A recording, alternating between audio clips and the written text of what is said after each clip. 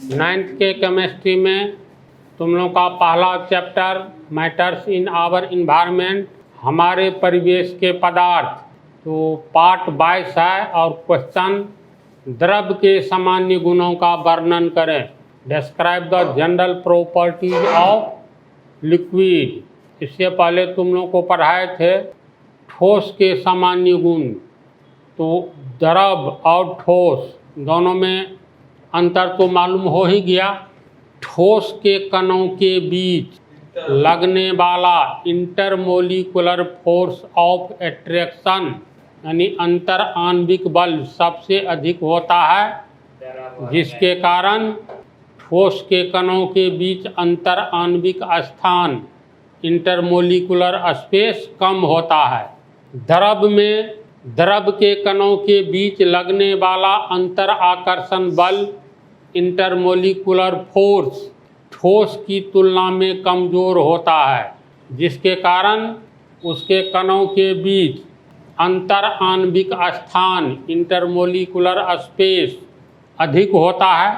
ये तो जानकारी हो चुकी है। तो जनरल प्रॉपर्टीज में इन 9 गुणों का वर्णन करना है। एक ओर से हम लोग देखें आकृति और आयतन।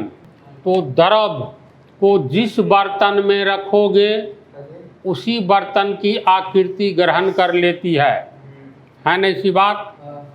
अगर मान लें हम लोग किसी आयताकार बर्तन में रखे हैं द्रव, दूध है, मिल्क, इसको तो उठा करके अब देखो ये आयताकार नहीं है, इस बर्तन में रखेंगे। ये कैसा बर्तन है बोलो तो? यहाँ से ऊपर बेलनाकार हो गया, ये गोलाकार हो गया। इसकी क्षमता भी 5 लीटर है, समझा, और इसकी क्षमता भी 5 लीटर है। अभी इसमें दूध जो है किस आकृति को ग्रहण करेगा? जो आकृति इस आयताकार बर्तन की है वैसा ही आकृति ग्रहण करेगा।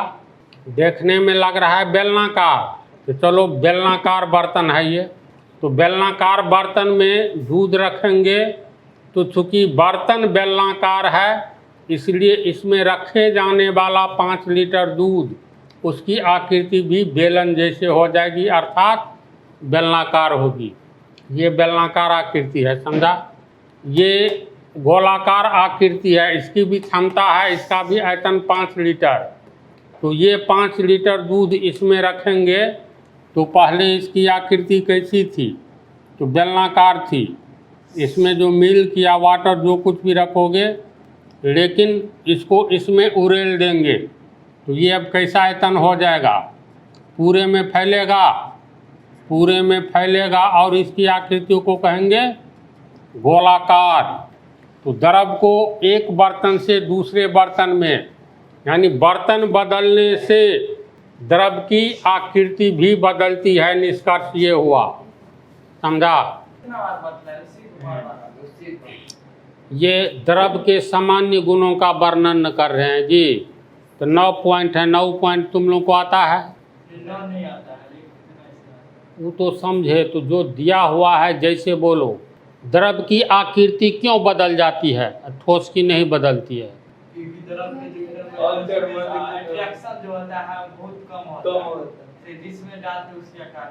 द्रव के कणों के बीच की दूरी अधिक होती है ठोस पदार्थ के कणों की तुलना में। सुनो क्यों? क्योंकि इंटरमोलिकुलर फोर्स ऑफ अट्रैक्शन कम होता है, तो द्रव के कण एक दूसरे के ऊपर फिसलते हैं।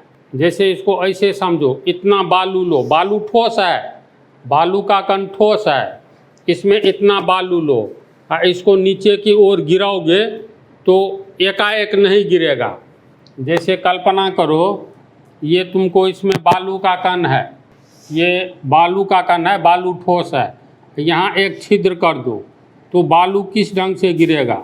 जैसे लगेगा समूह में इस ढंग से गिर रहा है, नीचे गिरेगा ना।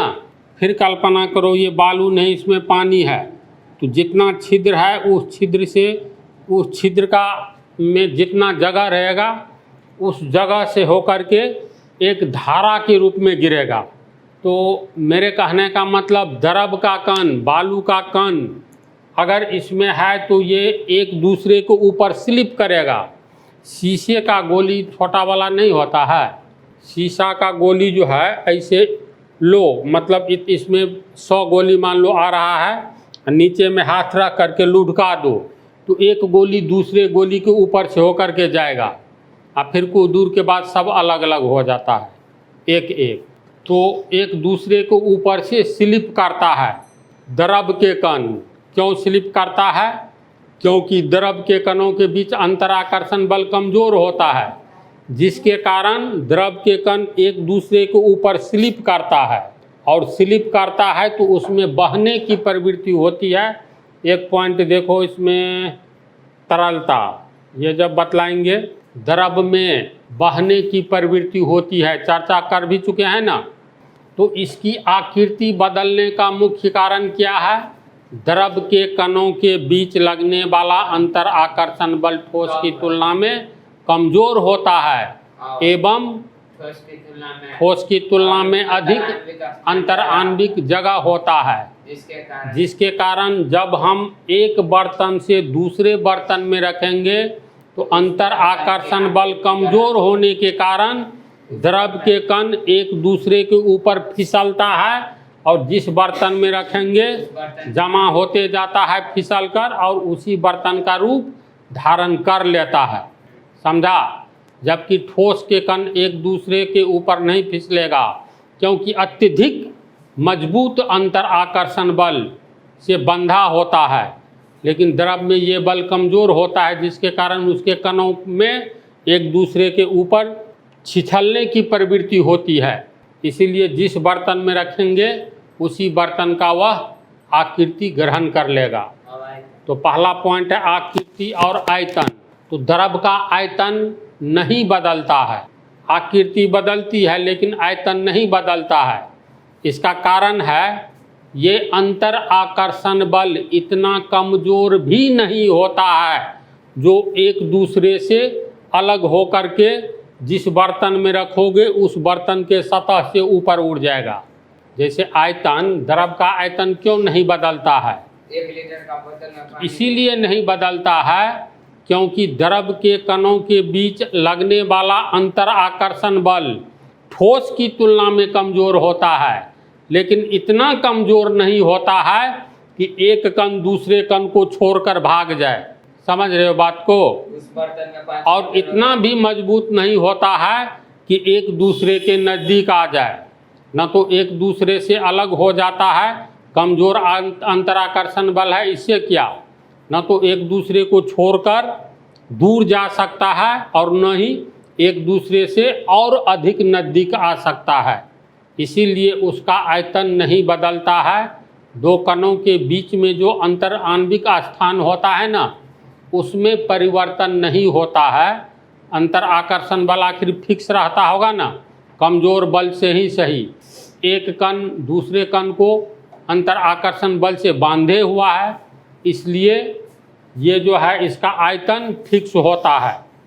समझ गया कारण? इसको हम लिखते हैं पहला पॉइंट को। चलो देखो, द्रव पदार्थ की आकृति बर्तन के अनुसार बदलती रहती है, समझ गया है। उसे जिस बर्तन में रखा जाएगा उसी बर्तन की आकृति ग्रहण कर लेगी, है ना। प्रैक्टिकली ऐसी बात है। प्रैक्टिकल में हम लोग देखते हैं कारण, कमजोर अंतर आकर्षण बल के कारण उसके कणों में एक दूसरे के ऊपर फिसलने की प्रवृत्ति होती है। इस पंक्ति को याद रखना, कमजोर अंतर आकर्षण बल के कारण द्रव के कणों में एक दूसरे के ऊपर फिसलने की प्रवृत्ति होती है। जैसे देखो इसमें है ना, पानी द्रव है, इसको कल्पना करो, इसको हम लोग गिराएंगे तो ये बूंद बूंद के रूप में नहीं गिरेगा, एक धारा के रूप में, मोटी धारा के रूप में गिरेगा। उस धारा में एक कण दूसरे कण के ऊपर स्लिप करेगा, छिछलेगा।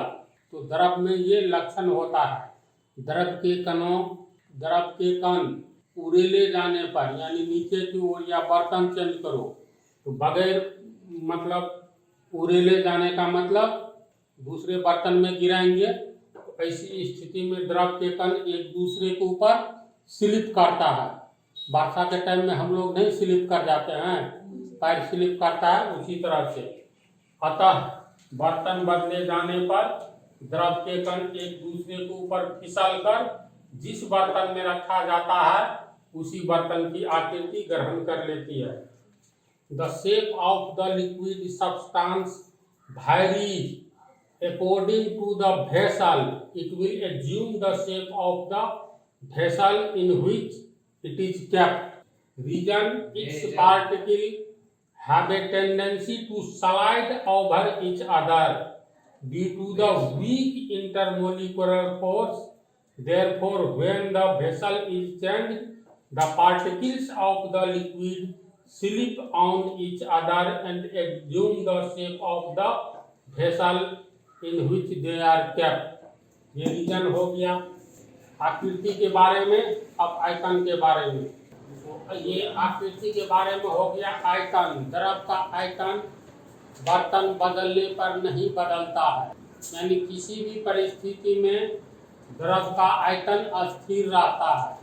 चाहे एक बर्तन से दूसरे में रखो, फिर उसी द्रव को दूसरे से तीसरे में रखो, उसका आयतन कभी नहीं बदलेगा। कारण एक निश्चित अंतर आकर्षण बल के कारण द्रव के कण एक दूसरे के और अधिक निकट नहीं आ सकते हैं। फिक्स रहता है अंतर आकर्षण बल, और न एक दूसरे से अधिक दूर जा सकते हैं। अतः द्रव के आयतन में कोई परिवर्तन नहीं होता है। बात को समझ गया? The volume of a liquid doesn't change even when the vessel is changed. That is, the volume of any liquid substance always remains constant. Reason: due to a certain differential attraction, the particles of the liquid cannot come closer to each other, nor can they move further away from each other, so there is no change in the volume of the liquid. कोई confusion है? नहीं ना है तो इस part में तुमको पहला पॉइंट हुआ, अगले पार्ट में कम से कम 3 पॉइंट होगा।